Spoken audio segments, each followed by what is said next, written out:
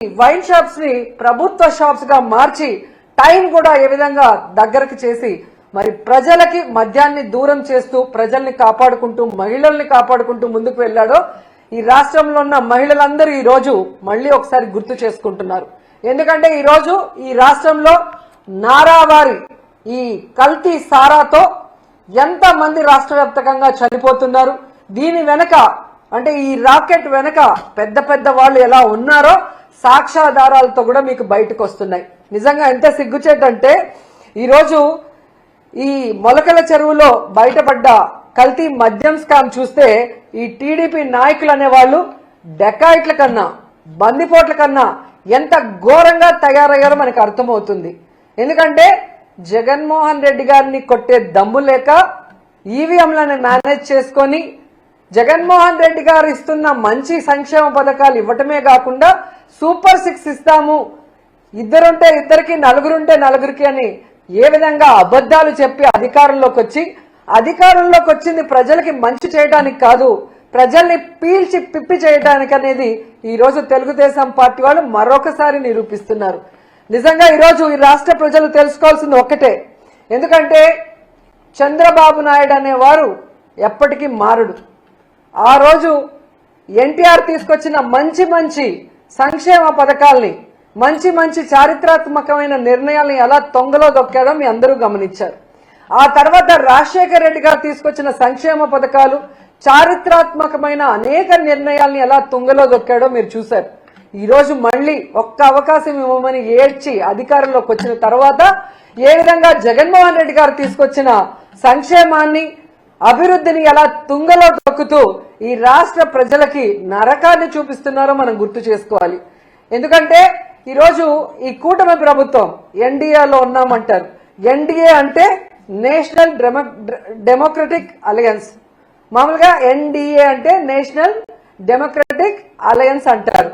కానీ ఆంధ్రప్రదేశ్ లో మీరు చూస్తే ఎన్డీఏ అంటే నారా నకిలీ డిస్టిలరీస్ అడ్మినిస్ట్రేషన్, నారా వారి దౌర్భాగ్యపు అడ్మినిస్ట్రేషన్.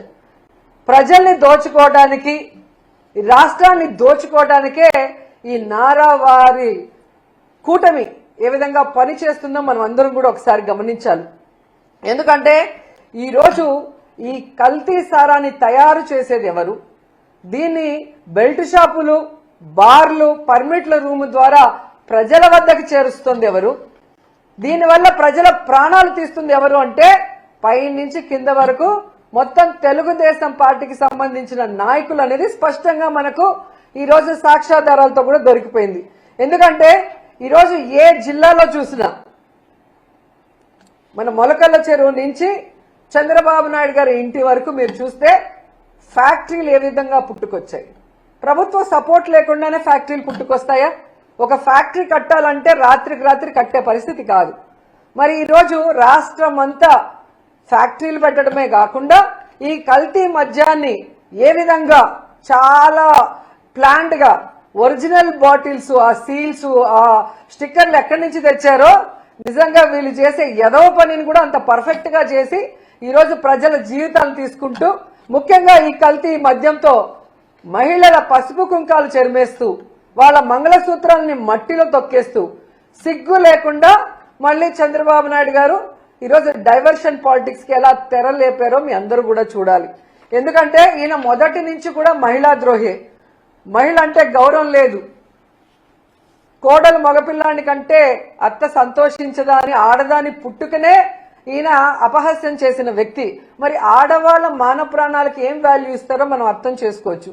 ఈ చంద్రబాబు నాయుడు కూటమి ప్రభుత్వం అధికారంలోకి వచ్చాకే ఈ కల్తీ మద్యం గాని ఈ గంజాయి గాని డ్రగ్స్ గాని ఏ విధంగా విచ్చలవిడిగా పెరిగిపోయినాయి. వీటి వల్ల మహిళల మాన ప్రాణాలకి ఏ విధంగా హాని కలుగుతుంది. ముఖ్యంగా మీరు చూస్తే ఈ 16 నెలల్లో ఎంతమంది చిన్నపిల్లల్ని ఎంతమంది ఆడవాళ్ళని రేప్ చేసి ముక్కలు ముక్కలు నరికేసి పూర్తి చేశారు. కొంతమంది శవాలు ఇప్పటి వరకు కూడా దొరకలేదు.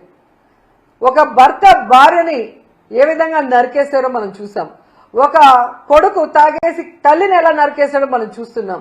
అంటే చంద్రబాబు నాయుడు గారి ప్రభుత్వంలో ఈ గంజాయి డ్రగ్స్ ఈ కల్తీ మందు వల్ల ఏ విధంగా విచక్షణ కోల్పోయి ఆడవాళ్ళ మీద దాడులు చేస్తూ ఆడవాళ్ళని రేప్ చేస్తూ ఆడవాళ్ళ జీవితాన్ని నాశనం చేస్తున్నారు.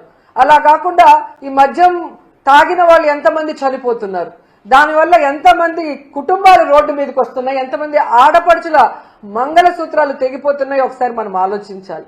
ఈ కల్తీ మద్యం వల్ల ఎన్ని రోడ్ యాక్సిడెంట్స్ అవుతున్నాయి, ఎంతమంది కుటుంబాలు వీధిన పడుతున్నారో ఒకసారి మనం అందరం కూడా ఆలోచించాలి. నిజంగా చాలా సిగ్గుచేటు. చంద్రబాబు నాయుడు అధికారంలోకి వచ్చాక ఏడాదిలో 21% గంజాయి డ్రగ్స్ అక్రమ మద్యం కేసులు పెరిగాయని సాక్షాత్తు ప్రభుత్వ లెక్కలు చెప్తున్నాయి. ఇవి మనం చెప్పేది కాదు, ప్రభుత్వ లెక్కలు చెప్తున్నాయి. ఒకసారి మీరు వెరిఫై చేసుకోండి, తెలుగుదేశం వాళ్ళు కూడా వెరిఫై చేసుకోండి, జనసేన వాళ్ళు వెరిఫై చేసుకోండి. ఏ విధంగా 10% మహిళల మీద రేప్స్ పెరిగాయో ఒకసారి మీరు వెరిఫై చేసుకోండి. అలాగే మహిళల మీద నేరాలు, గృహహింసలు ఏ విధంగా పెరిగాయో ఒకసారి మీరు ప్రభుత్వ లెక్కలే ఒకసారి మీకు చూస్తే మీకు అర్థమవుతుంది. సో ఈరోజు చంద్రబాబు నాయుడు మేము ఒకటే కోరుతున్నాం, ఈ కల్తీ లిక్కర్ స్కామ్ మీకు మీ కొడుక్కి తెలియకుండా జరిగే పరిస్థితే లేదు. ఎందుకంటే ఈ రాష్ట్రంలో ముఖ్యమంత్రిగా మీరున్నారు, మీ కూటమి ప్రభుత్వం ఉంది, షాడో ముఖ్యమంత్రిగా మీ కొడుకు రెడ్ బుక్ రాజ్యాంగం చేస్తూ ఎలా ముందుకు వెళ్తున్నారు అందరూ గమనిస్తున్నారు. సో ఈ రాష్ట్రంలో ఇంత పెద్ద కల్తీ సారా రాకెట్ స్కామ్ జరుగుతుంటే మీకు తెలియకుండా జరిగింది అన్నట్టుగా ఈరోజు డైవర్షన్ పాలిటిక్స్ మీరు మొదలు పెట్టడం రాష్ట్ర ప్రజలు గమనిస్తున్నారు. ఎందుకంటే ఎప్పుడెప్పుడు మీరు దొరికిపోతారో అప్పుడప్పుడు డైవర్షన్ పాలిటిక్స్ చేసుకుంటూ ఎలా మీరు తప్పించుకోవాలని చూస్తున్నారో అందరూ కూడా గమనిస్తున్నారు. ఎందుకంటే ఈరోజు ఒక చిన్న విషయాన్ని చెప్తాను, ఈ లిక్కర్ స్కామ్ లో మీకు మీ కొడుకుకి సంబంధం ఉంది అనేదానికి చాలా సింపుల్ సాక్ష్యాలు నేను చూపిస్తాను. ఫస్ట్ జనార్దన్ రెడ్డి గారు,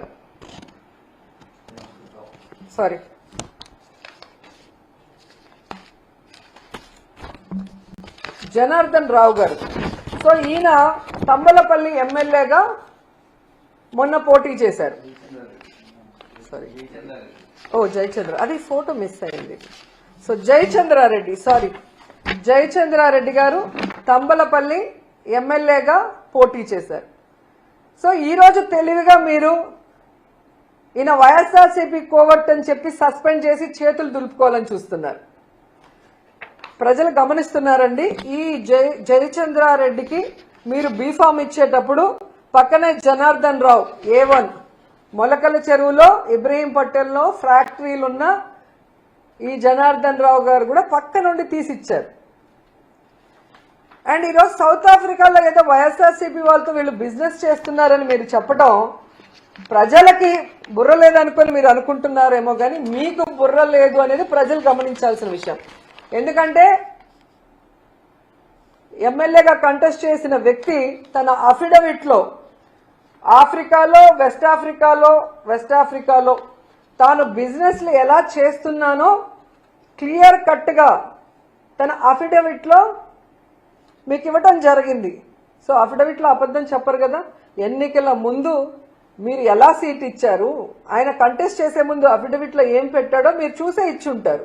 ఎందుకంటే నిజంగా మీకు మంచోళ్ళకే ఇవ్వాలి అనుకుంటే గతంలో ఎమ్మెల్యేగా చేశారు 2014లో, 2019లో ఓడిపోయిన శంకర్ యాదవ్కి సీట్ ఇవ్వకుండా ఇతనికి ఇవ్వాల్సిన అవసరం ఏమొచ్చింది?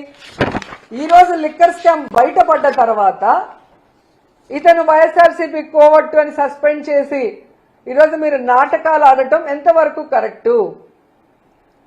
ఎందుకంటే సౌత్ ఆఫ్రికాలో బిజినెస్ చేస్తే ఈరోజు మొలకల చెరువు సౌత్ ఆఫ్రికాలో ఉందా, ఆంధ్రప్రదేశ్లో ఉందా? ఇబ్రహీంపట్నం సౌత్ ఆఫ్రికాలో ఉందా, ఆంధ్రప్రదేశ్లో ఉందా? సో నువ్వు ముఖ్యమంత్రిగా ఉన్న రాష్ట్రంలో, నీ కొడుకు రెడ్ బుక్ రాజ్యాంగం చేస్తున్న ఆంధ్రప్రదేశ్ రాష్ట్రంలో విచ్చలవిడిగా ఫ్యాక్టరీని నెలకొల్పి మద్యం బాటిల్ని కల్తీ చేసి ఏ విధంగా వాళ్ళ డ్రైవర్లే ప్రతి మద్యం షాపుకి, బార్లకి, బెల్ట్ షాపులకి వేస్తూ అరెస్ట్ అయ్యారో నిన్న మొన్న మనం అందరం గమనించాం, ప్రజలు గమనించారు. సో మరి వైఎస్ఆర్సీపీ కోవట్ అయితే ఎందుకు మీరు ఇచ్చారు సీటు? సో డైవర్షన్ పాలిటిక్స్ చేస్తున్న మీకు నేను సూటిగా చెప్తున్నా, నిజంగా వైఎస్ఆర్సీపీ కోవట్ అనుకుంటే వైఎస్ఆర్సీపీ నుంచి వచ్చిన నెల్లూరుకు చెందిన వేమిరెడ్డి గారిని, ప్రశాంతి రెడ్డి గారిని, కోటంరెడ్డి గారిని, అలాగే తిరుపతి ఎమ్మెల్యేగా ఉన్న శ్రీనివాసులు గారిని, అలాగే గుంటూరు జిల్లాలో ఉన్న లావకృష్ణ గారిని, అలాగే గొలుసు పార్థసారథి గారిని, సుభాష్ గారిని, వీళ్ళందరినీ ఎందుకు సస్పెండ్ చేయలేదు? దాంట్లో కొంతమందికి ఎందుకు మంత్రి పదవులు ఇచ్చారు అంటే తప్పుడు పనులు చేసి దొరికిపోతే వాళ్ళు వైఎస్ఆర్సీపీ వాళ్ళని చెప్పటం, వైఎస్ఆర్సీపీ కోవట్లు అని చెప్పి తప్పించుకోవాలన్న ప్రయత్నం చేయటం, లేదంటే వాళ్ళు దొంగలు దొరల్లాగా వేల కోట్లు సంపాదించుకుంటూ మీకు ఇవ్వాల్సిన ముడుపులు ఇచ్చేస్తూ ఉంటారు. సో మీరు పట్టించుకోరు. ఎందుకు ఇది నేను చెప్తున్నాను ఇంత గంటాపదంగా అంటే, ఈ లిక్కర్కి మూలం సురేంద్ర నాయుడు. ఈ సురేంద్ర నాయుడు అనేవాడు లోకేష్ గారికి మీకు ఎంత సన్నిహితిలో ఒకసారి అందరూ కూడా రాష్ట్ర ప్రజలు గమనించాలి. ఈ సురేంద్ర నాయుడు అనే అతను తెలుగుదేశం పార్టీ అవునా కాదా? ఈయన చంద్రబాబు నాయుడుకి లోకేష్కి కావలసిన వ్యక్తి కాదా? మరి ఈయన ద్వారా మద్యం ఏ విధంగా దొరికింది? తంబలపల్లిలో 17,000 లీటర్లు, ఇబ్రహీంపట్నంలో 3,000 లీటర్లు ఎలా దొరికిందో మీరు చెప్పాలి. ఎందుకు మీకు ఈయన క్లోజ్ అని నేను ఇంత గంటాపదంగా చెప్తున్నానంటే, ఈ కట్టా సురేంద్ర అనే వ్యక్తి 2006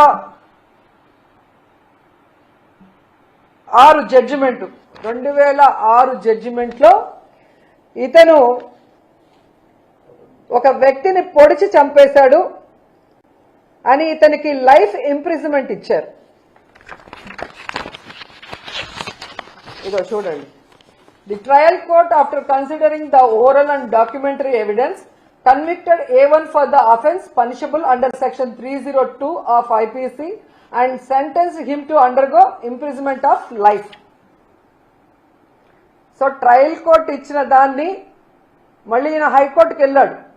హైకోర్టుకి వెళ్తే నువ్వు చేసింది కరెక్టే కదా, చంపింది నిజమే కదా, సో నీకు ట్రయల్ కోర్టు లైఫ్ ఇంప్రిజన్మెంట్ వేసింది కరెక్టే కదా, అదే మేము కూడా వేస్తున్నామని ఈయనకి లైఫ్ ఇంప్రిజన్మెంట్ ఇచ్చారు.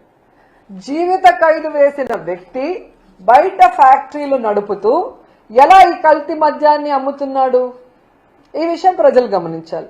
ఎందుకంటే చంద్రబాబు నాయుడు 2014లో అధికారంలోకి వచ్చాక తాను అధికారంలో ఉన్న ఈ 2014 నుంచి 19 మధ్యలో ఆయనకి క్షమాభిక్ష పెట్టించి లోపల నుంచి బయటికి వచ్చేలాగా చేశాడు.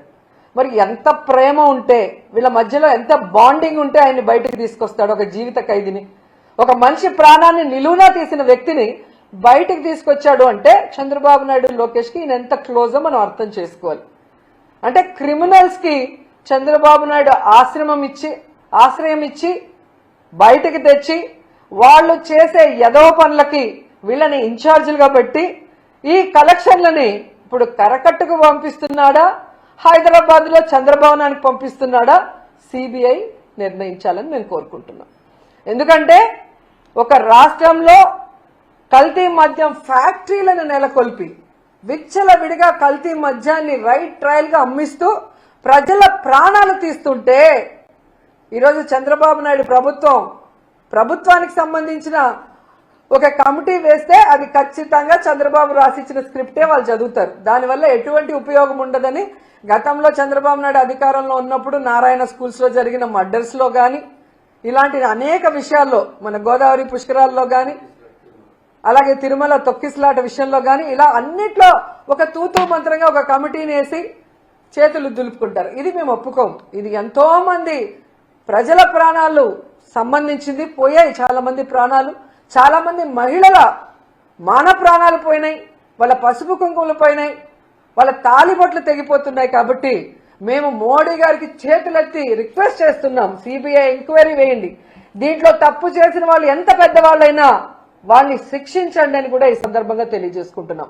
ఎందుకంటే ఇంత దౌర్భాగ్యపు పని చేసి ఆడవాళ్ల మాన ప్రాణాలు పసుపు కుంకుమలను పణంగా పెట్టి ఈరోజు తమ ముడుపుల కోసం ఈ కల్తీ మద్యాన్ని ప్రవహింప చేస్తున్న చంద్రబాబు నాయుడు, లోకేష్ అండ్ మినిస్టర్ కొల్లు రవీంద్ర గారు. ఎందుకంటే ఈ కొల్లు రవీంద్ర గురించి మనం చెప్పుకోవాలి. ఈయన మైన్స్ కి వైన్స్ కి రెండింటికి మినిస్టర్ గా ఉన్నాడు. ఈయన సిగ్గు లేకుండా మాట్లాడతాడు. ఇంత ప్రూఫ్స్ తో కూడా దొరికితే చంద్రబాబు నాయుడు ఏమో వైఎస్ఆర్సీపీ వాళ్ళతో ఎక్కడ సౌత్ ఆఫ్రికాలో బిజినెస్ చేస్తున్నారని ఒక డైవర్షన్ కట్టుకథ చెప్తుంటే, ఈ కొల్లు రవీంద్ర చెప్తాడు